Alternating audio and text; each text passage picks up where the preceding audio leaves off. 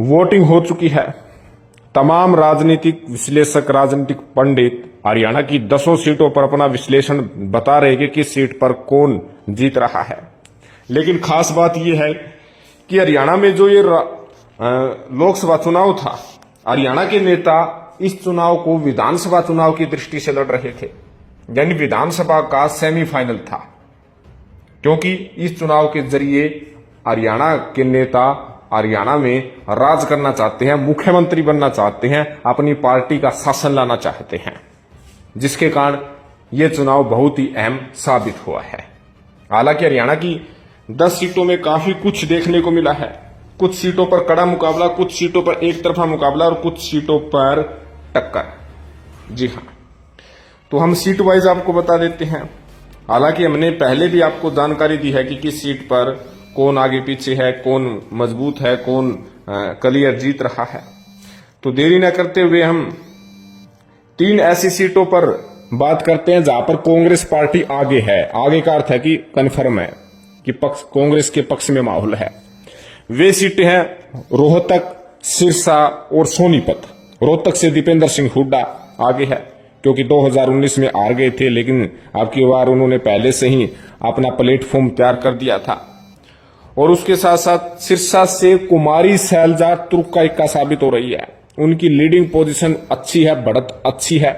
कहीं ना कहीं अशोक तंवर के लिए मुसीबत जो है कुमारी सैलजा बनती हुई नजर आ रही है। सोनीपत से सतपाल ब्रह्मचारी, यानी जो जातिगत कार्ड दोनों पार्टियों ने खेला था, लेकिन सतपाल ब्रह्मचारी मजबूत दिखे हैं। तो ये इन 3 सीटों पर, रोहतक, सिरसा और सोनीपत सीट पर कांग्रेस पार्टी आगे है। अब आती है बीजेपी के पक्ष की कि बीजेपी इन सीटों पर आगे है, जिसमें गुड़गांव, करनाल, फरीदाबाद, कुरुक्षेत्र और अंबाला। गुड़गांव में इंद्रजीत और राजबब्बर के बीच मुकाबला था, लेकिन राव इंद्रजीत सिंह की बंपर वोटों से जीत हो रही है, ये लिख कर ले लीजिएगा। कई राजनीतिक विश्लेषक चुनाव से पहले कह रहे थे कि कड़ा मुकाबला है, कांटे की टक्कर है, राजबब्बर खेला कर सकते हैं। ऐसा कुछ नहीं है, क्लियर कट हो चुका है। करनाल की बात करें तो यहां पर मनोहर लाल खट्टर की राह विपक्ष ने खुद आसान कर दी। काफी कुछ जो है करनाल लोकसभा की विधानसभा सीटों पर अच्छी लीड पोजीशन में मनोहर लाल खट्टर हैं। फरीदाबाद में हालांकि काफी नेता इधर उधर हुए थे, भितरघात की आशंका जताई जा रही थी। ऐन वक्त पर काफी नेताओं ने समर्थन दे दिया था, लेकिन कांग्रेस पार्टी पहले के मुकाबले अच्छे वोट खींच रही है। फरीदाबाद से ये क्लियर है कि जनाधार कांग्रेस का फरीदाबाद में बढ़ रहा है, लेकिन आगे है कृष्णपाल गुर्जर। जी हां, कुरुक्षेत्र की बात करें तो त्रिकोणीय मुकाबला था। कुरुक्षेत्र में कहीं ना कहीं जो विपक्ष की एकता की बात की जा रही थी वो तार तार हुई है, क्योंकि त्रिकोणीय मुकाबले में अभय सिंह चौटाला, सुशील गुप्ता और नवीन जिंदल के बीच मुकाबला था। लेकिन जो विपक्षी वोट बैंक है, जो एंटी बीजेपी वोट बैंक है, वो 2 धड़ल्ले में गया है, ये कन्फर्म है।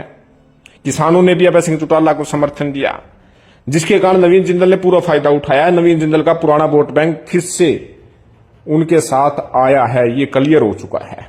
कुरुक्षेत्र से बीजेपी आगे है।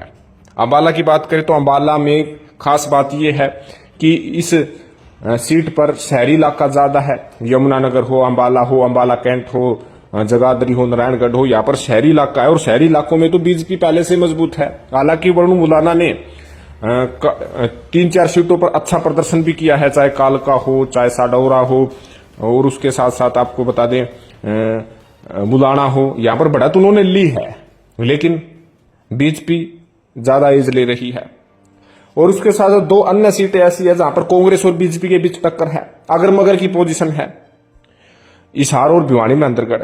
हिसार में अगर मगर की पोजीशन इसलिए है क्योंकि जो बीजेपी जहां से लीड ले रही है वो आदमपुर, हिसार, आसी और भवानीखेड़ा है। यहां पर बीजेपी एज ले रही है, और वहीं जयप्रकाश जहां एज ले रहे हैं वहां उचाना, विशेष तौर पर नारनौद और उसके साथ साथ उकलाना है।